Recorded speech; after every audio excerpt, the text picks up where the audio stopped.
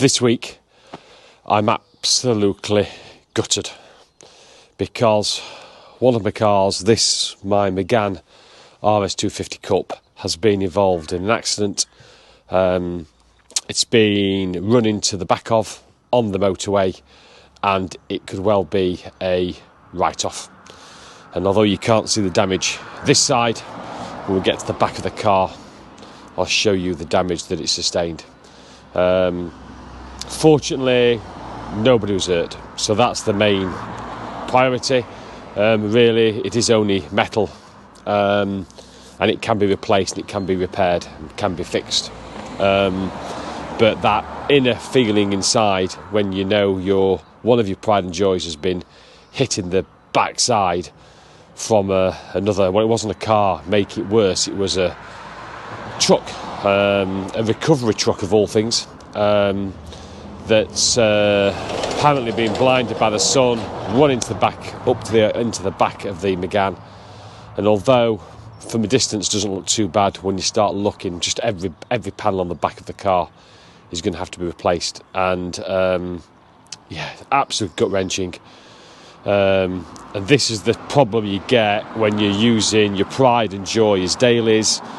This is what I've been using from Megane. I love it to pieces, but again, you just run the risk of somebody. You may drive brilliantly, you may drive well, you may drive safely, but there's always the risk of somebody else running into you. On the day of the accident, I phoned the insurance company, let them know what had happened. Even before I'd sent any photos or evidence at all of the accident, they offered me a write-off on the car immediately. Which I was a little bit perplexed by, because normally you want photos so they can assess the damage. But they lowballed me, really low value for the car. So I refused. I then sent in photos. I've been waiting about 10 days, and we've just now been instructed, insurance company and I now have spoken again, and they are going to put it in for repair. But the plan is that, and it's going to be an approved repairer that I want to use as well, that I know and trust. They've had a visual look at the car. It is every panel on the back. They don't know if there's any damage beyond that. It looks okay. It looks rather cosmetic at the moment. But they're going to strip it off, and only when it's stripped off will they be able to assess whether it is a write-off. Because if there's any more work needed with the materials and the labour, it's likely to be above the 60% of the vehicle's cost. And if that's the case, it's going to be an insurance write-off. So, and there's all options around that. But this video is more to do with, let me show you what, as I say, cosmetically from a distance it doesn't look too bad. But when you see every single panel is damaged, every panel on the back of that car is going to be replaced. They've already contacted Renault. Every part on the back is actually in stock, which is the good news. Right, let me show you the damage that's been done.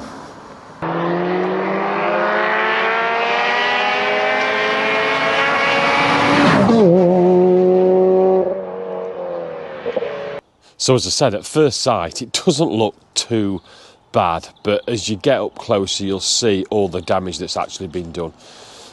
We'll start at the top.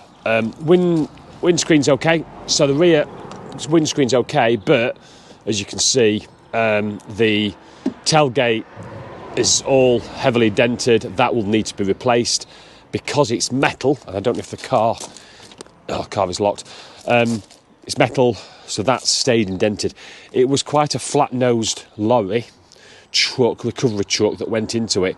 So my working assumption is, because it was flat-nosed, is that the metal stayed in, but the bumpers, because these are plastic, they will have popped in and then popped back out again after impact.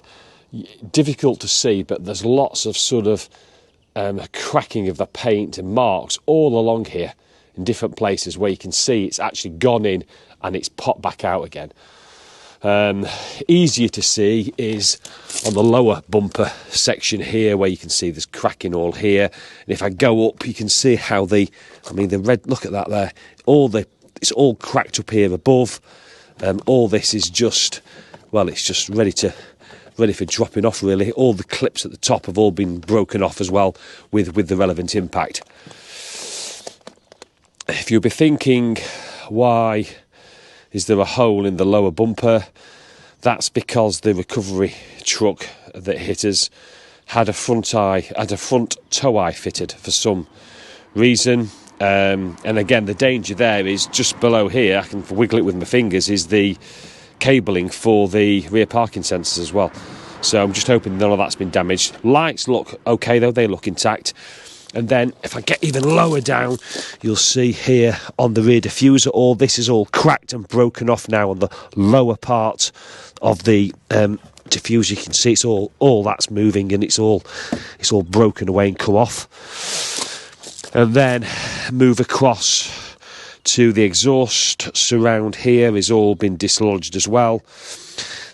Unsure about the exhaust. My exhaust seems to be recessed quite a lot in there. I can't recall how far that goes in. I'm hoping that the exhaust is okay, but until we get the car up on jacks and have a better inspection underneath, we won't know. So that's it. From a distance, it doesn't look too bad, but when you consider you've got a tailgate, upper bumper, lower bumper, diffuser, exhaust surround, that's 5 things I know straight away, and without being a body panel repair fitter, there could be more damage been behind. I don't know what else is behind. So it's one of those feelings. Yes, it's okay because it's just a car, but again, it's a car that I've loved, and I'm just, it's annoyed, it's frustrated, it's disappointed. I've got all those mixed emotions when something like this is done to your car. It never feels the same again. So one of the things that we've been discussing with the insurance is the value and a fair and reasonable price for the Megane. Incredibly difficult conversations with the insurance. These have been. What I wanted to do is get evidence through looking at for sale places, Auto Trader, Facebook Marketplace, eBay, Piston Heads. I know they're for sale prices and take a small percentage off for the actual sale price. The problem I'm having is there's not many RS250s with cut pack, especially with the yellow dot Recaros, and especially with 140,000 miles on the clock. And it's that value, that high mileage, that's really impacting on the cost, the resale value, as far as the insurance is concerned. What they don't see, though, is that the car's got full service history from new. So for 13 years, it's got a wedge of 13 years worth of service history, fully stamped up, all the receipts, cam belt less than 2 years ago. So although it's got high mileage, it's in really, really good condition. And secondly, there are things like the yellow dot Recaros that now have become more and more desirable. They're worth a lot of money, but to insurance, it's just, well, the spec of the car doesn't make much impact onto the resale. Yes, it flipping does for a Megane RS250. Yellow dot Recaros are highly desirable. Trying to find one with them is actually difficult. I don't know what percentages, but it feels like it's more like 1 in 10. There's not many cars with them, and that's why they're so expensive. And things like the RS monitors and bits and pieces like that, again, they're all things that I wanted on the car. And this is the highest mileage RS250 that I can find. So I've got no comparator. I'd like to have got 2 or 3 cars with similar mileage, just so I could have sort of tested the water, but I haven't. And there isn't anything there, and insurance have penalised it heavily because of that mileage. So that's going to be difficult if it doesn't get repaired. So at the moment, the plan, again, is that it will go off, and it's in the balance whether it's going to be repaired or an insurance write-off. If it's repaired, all good and well, that's great.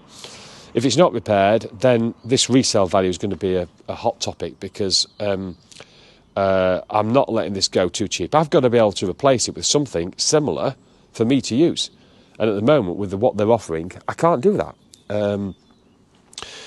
If it gets repaired, great. If it doesn't, and I end up doing a buyback, which I almost certainly will do, I think I will buy it back, because you only pay a certain percentage, 30% I think of the car's value.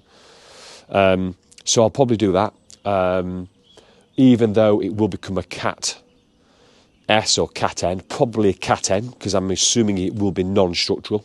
I'm assuming even if there's worse damage behind here, it's not going to be structural. So, so if it's a Cat car, when I go to sell it on again, it'll be a cheaper car, so I need to buy it cheaper. But then what do? Do I put some second-hand panels and get it repaired myself for a fraction of what the insurance is going to pay? Because they're obviously using new parts. That's an option. And use it as my daily again. Or, in fact, do I strip it out and use it as a track toy and do something a bit different with them again? Again, these are all options that I'll have to cross once I find out, once we get the back end stripped and the garage has a better understanding of what needs to be done. So, there we go. The journey of car ownership. In this channel, that was always the plan, for me to give you the highs and the lows of owning a multi-car sports car garage. And this is the problem, as I say, when you use nice cars on a daily basis, even though you drive carefully, there's always that risk of somebody doing something, making a mistake, doing something they shouldn't be doing, and having an accident. And it's just the ups and downs, the highs and lows of owning cars. There we go. The journey of this car, what happens to it, repaired, bought back, written off, stripped for track car, put back into daily use. I don't know yet. Give me your thoughts below. Interested to hear. Hope you enjoyed it. And as always, if you enjoyed it, thumbs up please, subscribe down below, and stay tuned. Another video next week. Thanks for watching, guys.